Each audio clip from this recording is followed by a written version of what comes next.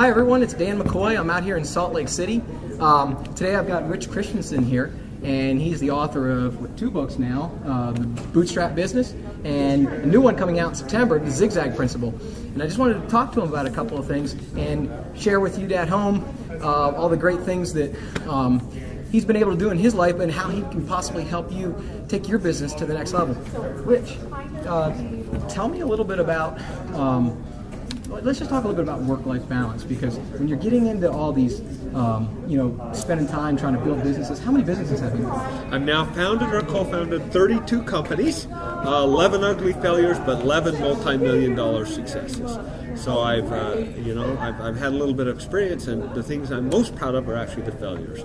So I really do get and understand the work-life balance, and it's just a critical part that's really hard to maintain. I mean, I still struggle with it, actually, Dan. Well, tell me about the failures. You mentioned that the failures were one of the most important parts. Why is that? Yeah, well, I think that's where the real learning occurs. Typically, a failure has to occur in order to get success. I think where I differ from so many other entrepreneurs, however, is I believe in not failing to the point that you destroy your entire life. And there's certain times not to do entrepreneurship.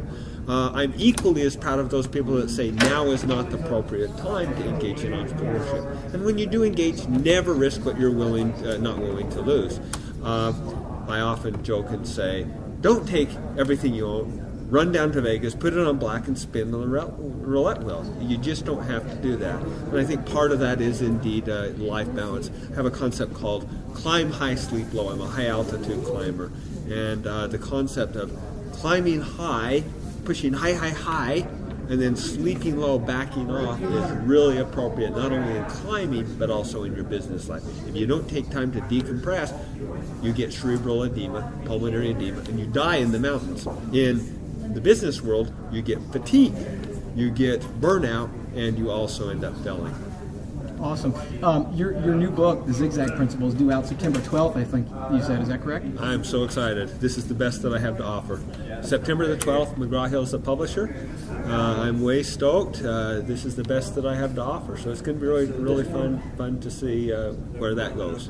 So if you had somebody who was starting a business or starting a venture or wanting to take it to the next level, what kind of questions can they ask themselves, or what can you offer in advice to help them launch that and be successful? And if the thing starts heading down, how they can make sure that they don't get too far down the road and get hurt?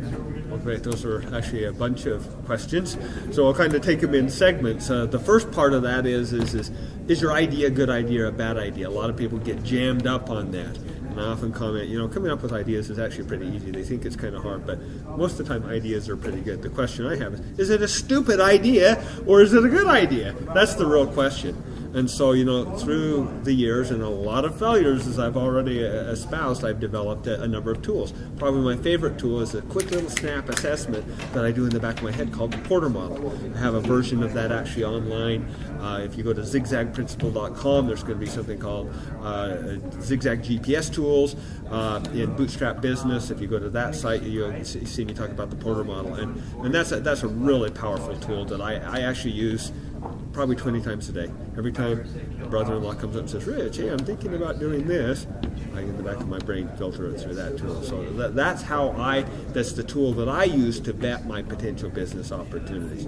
As far as the business failure or success aspect, I think it's primarily about setting guardrails and rules up. There's just certain things and I don't apologize. I spent the first half of my career in the corporate world. I was a perfectly good executive, went bad. I was a general manager of Mitsubishi Electric's PC division. I ran About.com's web services division. You don't get harder core Wall Street stuffy than that. I don't apologize for coming out of the corporate world because I lost millions of dollars of other people's money learning the mistakes. There's a time to do it, there's a time not to do it. And the trick is set the rules and the boundaries and the guardrails up. One of my guardrails was have my home paid off.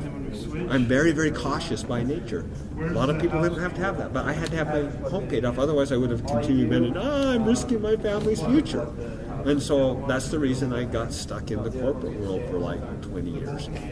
Awesome. Or hopefully not that old.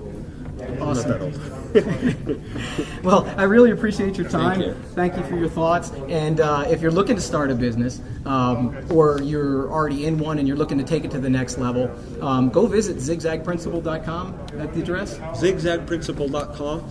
Bootstrapbusiness.org is the last one, but you'll love it. Awesome. Giving away the Go book out and for get free. the book. I can guarantee you I'm heading there in September, on September 12th to grab the book. And take care.